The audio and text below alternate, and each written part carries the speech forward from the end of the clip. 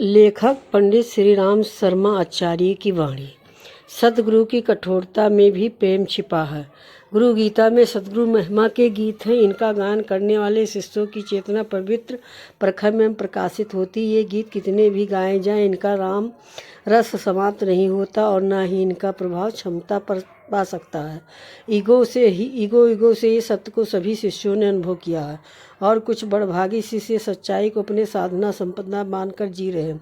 हाँ, ये सच है कि धन मान यश कीर्ति सब कुछ होने पर भी जिस शिष्य के होठों पर गुरु महिमा के गीत नहीं है वो अभागा कंगाल है, समस्त आश्रयों के होने के बावजूद निश्चित। जबकि इसके विपरीत जिस शिष्य के पास ना तो धन है, ना मान है, ना यश है, ना कीर्ति है, यदि गुरु महिमा के गीतों को गाने की कला को जानता है तो परम सौभाग्यशाली है। पिछले मंत्रों में बताया गया कि सतगुरु चेतना सब भांत अपूर्व है, नित्य है, स्वयं प्रकाशित और निरामय है। इसमें सभी विकारों का अभाव है। ये परमाकस रूप अचल व अक्षय आनंद को स्रोत है।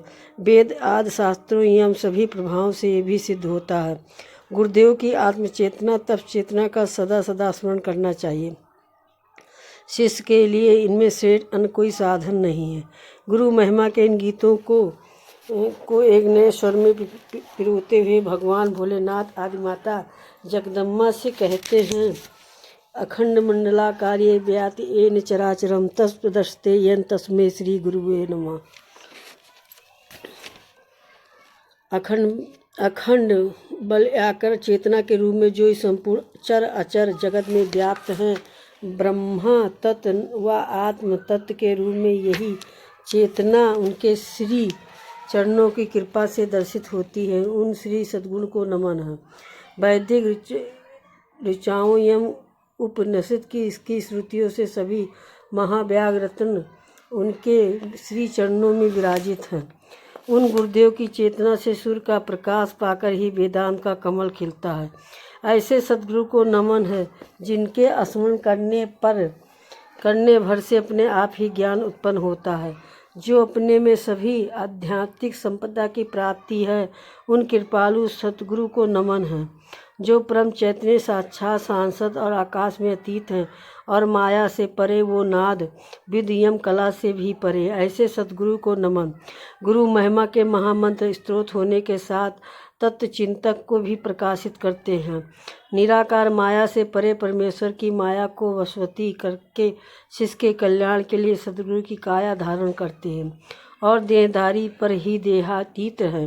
उन्हें जान लेने पर सब कुछ जान लिया जाता है।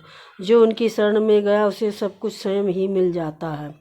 उनमें भक्त ज्ञान कर्म योग ध्यान आज सभी सत्य संपूर्ण रूप से प्रकाशित है। जिन्होंने भी ये बात अपने अंतकरण में धारण कर ली वो अध्यात्म वेत्ता हो गए। यहाँ पर एक सत्य घटना की चर्चा की जा रही है। यहाँ चर्चा अनेक शिष्यों के मानों से सत्य प्रेरणाओं से भरेगी ऐसा विश्वास है। ये घटना महान संत रामदास काठिया बाबा के शिष्य गरीबदास के बारे में।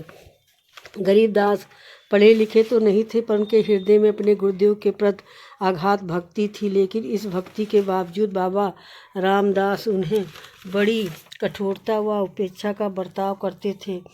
आगंतुक शिष्यों को बाबा से व्यवहार पर बड़ा आश्चर्य भी होता। वो सोचते कि सभी के साथ प्रेम भरी कोमल मीठे बोल बोलने वाले बाबा आखिर गरीबदास पर ही क्यों बात बात पर बरसते हैं। पर किसी की हिम्मत नहीं पड़ती कि उनसे कोई कुछ पूछे। लेकिन बाबा के इस बर्ताव से न तो गरीबदास की श्रद्धा कम हुई और न ही उसका विश्वास डिगा। एक बार तो जैसे बाबा रामदास ने कठोरता की सारी सीमाएं ही पार कर डाली। हुआ यूँ कि उन दिनों ब्रज परिक्रमा हो रही थी। 84 कोस उस परिक्रमा में उसे काफ़ी सामान लाद कर चलना पड़ता था। जहाँ यात्रा रुकती थी वहाँ उसे थके हारे होने पर भी 40-50 आदमियों का भोजन बनाना पड़ता था। इतना कठिन श्रम करने के बाद भी उसका नियम था कि वो सभी को खाना खिलाकर स्वयं भोजन करता था। श्रद्धा शक्ति भक्ति और अद्भुत विनयशीलता, इसी को उसने अपने भक्ति की परिभाषा बना लिया। उस दिन गरीबदास ने यात्रा के पड़ाव पर अपने नियम के अनुसार भोजन बनाया। सभी साधुओं व अभ्यागतों के साथ अपने गुरुदेव बाबा रामदास को भी आदर सहित बुलाया और प्रेम सहित उसने उन्हें खाना परोसा। पर ये क्या, आसन पर बैठते ही उन्होंने रोटी हाथ में ली और उसे दूर फेंकते हुए गरज कर कहा, बेशरम, मेरे लिए कच्ची रोटियां बनाता है जबकि रोटियां अच्छी तरह सिकी हुई हैं। इतना कहकर भी वो चुप नहीं रहा और अपनी लाठी उसके सिर पर दे मारी। लाठी की चोट से वीरदास के सिर से खून बहने लगा। हरा थका हुआ गुरु भक्त दर्द से बुरी तरह चीखा और बेहोश हो गया। बाबा रामदास का ये व्यवहार वहाँ उपस्थित जनों में किसी को अच्छा न लगा, पर इसे बेखबर बाबा मज़े से एक और चलते बने।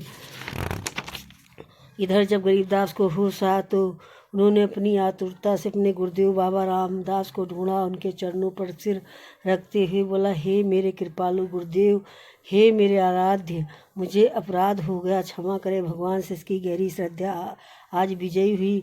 परम कठोर बर्ताव करने वाले उसके गुरुदेव आज मातृव्रत हो उठे। उसे उन्होंने अपनी छाती से लगाते हुए कहा, बेटा, सद्गुरु की कठोरता में ही उनका प्रेम है। जो इसे जानता वही सच्चा शिष्य है। मेरी कठोरता तो तेरे जन्म जन्मांतर के कर्म नष्ट हो गए हैं। अब तू मेरे आशीर्वाद से परमहंस सत्य प्राप्त कर धन हो जाएगा। गुरु की कृपा यही महिमा अनंत है। इस वाणी को सुनने के लिए बहुत बहुत धन्यवाद। आपने जो सब्सक्राइब करा था इसके लिए तहे दिल से धन्यवाद करती हूँ।